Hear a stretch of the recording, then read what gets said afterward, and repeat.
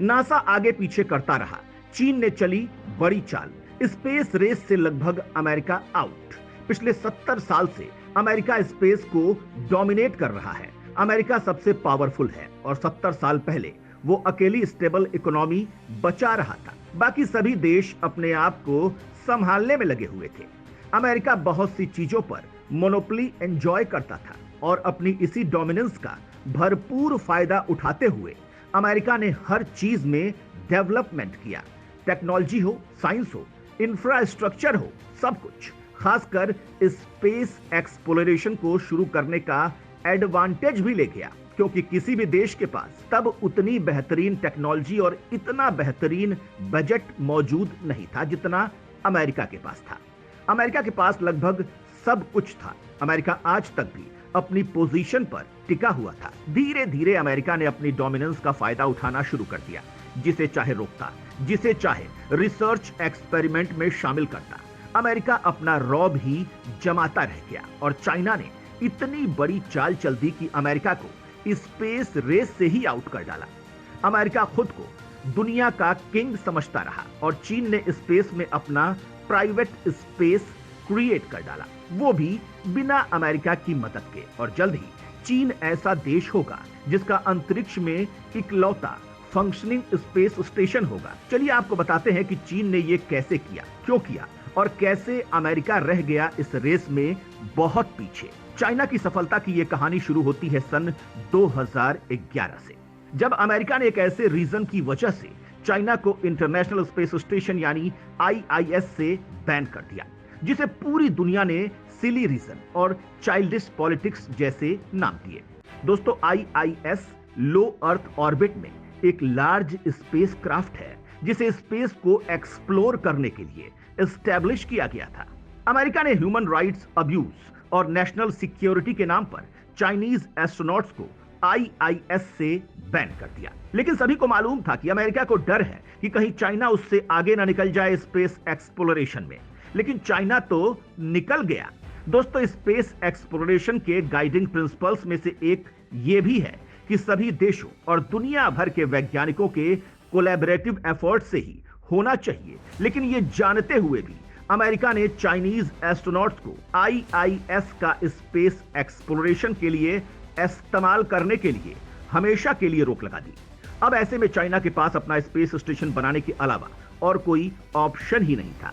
लेकिन ना कोई रिसोर्सेस थे, ना कोई मदद।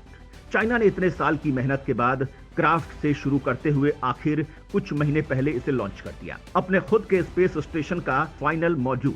और आखिरकार स्पेस एक्सप्लोरेशन के मामले में यूएस के बिछाए हुए जाल को पार कर दिया चीन ने।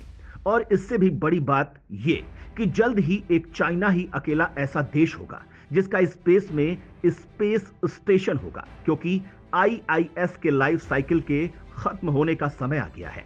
2021 तक इंटरनेशनल स्पेस स्टेशन को, जिसमें अमेरिका का प्रभुत्व है, उसे डी ऑर्बिट और डी कमीशन कर दिया जाएगा। वैसे आप सोच रहे होंगे कि स्पेस को एक्सप्लोर करने की और स्पेस में जाकर स्पेस स्टेशन एस्टेब्लिश करने की जरूरत ही क्या है। दोस्तों, स्पेस एक्सप्लोरेशन से ही GPS activate, weather product, solar cell और कैमरा और सनग्लासेस में अल्ट्रावायलेट फिल्टर जैसी चीजों का आविष्कार हो पाया है। होम डिलीवरी जो कि इतनी फास्ट और इजी हो पाई है, बस लोकेशन भेजी और काम हो गया। वो भी स्पेस एक्सप्लोरेशन से ही हो पाया है। इंसान का जीवन पहले से बहुत आसान हो गया है और इसमें स्पेस को यूज करना सबसे बड़ी डेवलपमेंट रही है। और चाइना अब स्पेस को डोमिनेट करना चाहता है। चाइना के स्पेस स्टेशन का नाम है टाइगोंग, जिसका मतलब है हेवनली पैलेस यानी स्वर्गीय महल। दोस्तों, आपको बता दें कि चाइना भी यूएस के एस्ट्रोनॉट्स को अपने स्पेस स्टेशन से बैंड ही रखने वाला है। चाइना और यूएस की कोलैबोरेटिव एफर्ट्स को लेकर जो लापरवाही है वो दुनिया के लिए अनएक्सेप्टेबल है। लेकिन पिछले 2 दशक से चाइना ने भी IIS में एंटर करने की बहुत कोशिश की, मगर यूएस ने चाइना के हर इनिशिएटिव को ब्लॉक कर दिया। जबकि वैज्ञानिक कभी भी पॉलिटिकल इश्यूज या एजेंडे को विज्ञान के बीच लाना सही नहीं समझते। लेकिन अमेरिका ने 2011 में वुल्फ अमेंडमेंट लाकर नासा के वैज्ञानिकों को चीन के वैज्ञानिकों के साथ काम करने से हमेशा के लिए रोक दिया। चाइना ने अपना नया स्पेस स्टेशन बना लिया, ये तो होना ही था। लेकिन कुछ और भी है जो होना ही था। चाइना ने कहा कि उनका कोई प्लान नहीं है कि वो अपने स्पेस स्टेशन को आईआईएस की तरह ग्लोबलाइजेशन को ऑपरेशन के लिए इस्तेमाल करेंगे।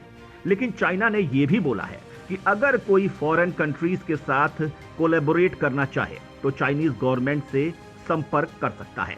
इस पर 2015 में स्पेस एनालिस्ट माइल्स ओब्रॉयन ने सीएनएन को एक इंटरव्यू में बताया कि जब भी यूएस के वैज्ञानिकों ने आने वाले समय में चाइना के स्पेस स्टेशन से कोलैबोरेट करने का विचार कांग्रेस के सामने रखा, उसे रिजेक्ट कर दिया। उन्होंने बताया कि यूएस में चाइनीज कम्युनिस्ट पार्टी को एक ऐसी गवर्नमेंट के तौर पर देखा जाता है जो हमारी इंटेलेक्चुअल प्रॉपर्टी को छीनने के मौके ताकती रहती है। दोस्तों, यूएस हर वो कोशिश करता है जिससे कि वो चाइना को आगे बढ़ने से रोक सके और अपनी टेक्नोलॉजी को चाइना तक न पहुंचने दे। साथ ही अपनी डोमिनेट पोजीशन और रिजर्व करेंसी का फायदा उठाते हुए आज तक कई देशों को मजबूर कर चुका है चाइना से अपने लिंक्स तोड़ने के लिए और उसे टेक्नोलॉजी प्रोवाइड करने से रोकने के लिए। लेकिन चाइना ने दिखा दिया कि जब आप चाइना को कट ऑफ कर देते हैं, उसे कोने में पड़े रहने को मजबूर कर देते हैं, तब आप चाइना के पास बस एक ही विकल्प छोड़ देते हैं, खुद इनोवेट करो और सरवाइव करो। यूएस ने यह सब कुछ करने के बाद बस खुद को वीक बनाया है, क्योंकि चाइना को अगर दुनिया के साथ कदम से कदम मिलाना था तो उसे ज्यादा से ज्यादा मेहनत करने की जरूरत थी। पिछले 50 साल से चाइना खुद ही अपने इनोवेशंस के दम पर सरवाइव कर रहा है और बाकी सबसे बेहतर कर रहा है।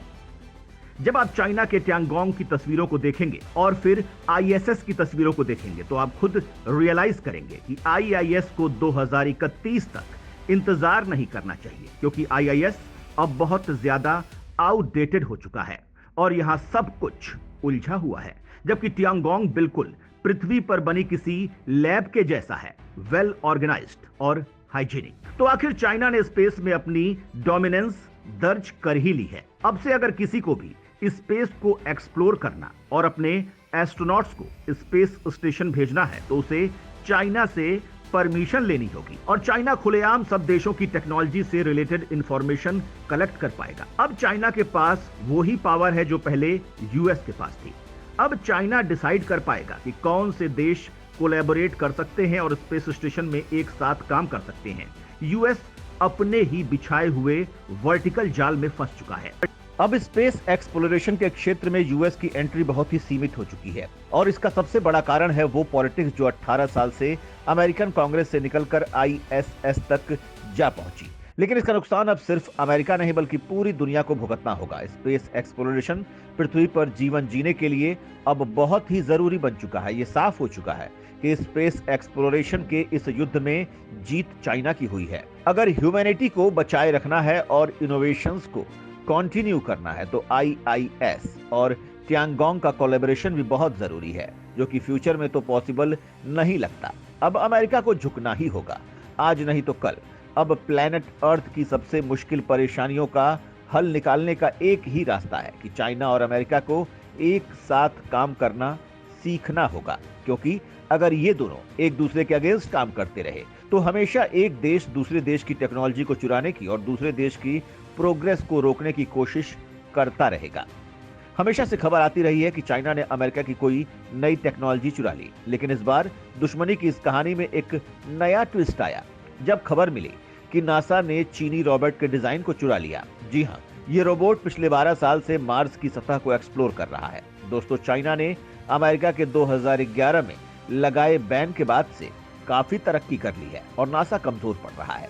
क्वांटम सैटेलाइट, हाइपरसोनिक मिसाइल्स और चांद की डार्क साइड पर स्पेस क्राफ्ट को लैंड कराना, और ये सब कुछ चाइना ने किया ऐसी तकनीक से जिनके बारे में यूएस को कुछ पता ही नहीं है। दोस्तों, आपको क्या लगता है, अब अमेरिका भी चोरी करने पर उतर जाएगा? क्या कभी चाइनीज स्पेस स्टेशन में अमेरिकी एस्ट्रोनॉट्स काम करते दिखाई देंगे या ऐसे ही ये युद्ध चलता रहेगा? अपने विचार कमेंट करके हमें बताएं और इस वीडियो को ज्यादा से ज्यादा शेयर करें।